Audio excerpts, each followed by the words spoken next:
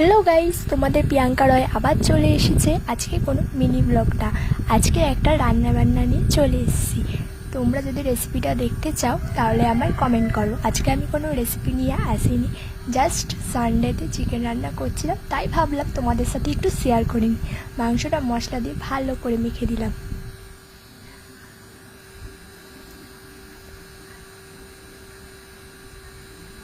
দেখো কত বড় লেগ পিস। তোমরা কারা খেতে চাও কমেন্টে বলো, আমি রান্না করে অবশ্যই খাবো।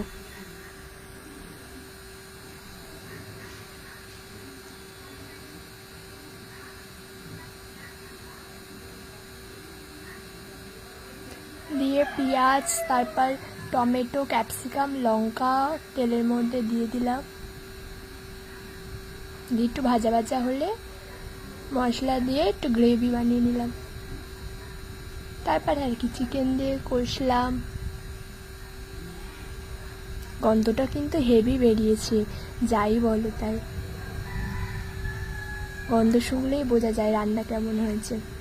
তো মাংস কষানোর ডান, এবার শুধু খাওয়ার অপেক্ষা।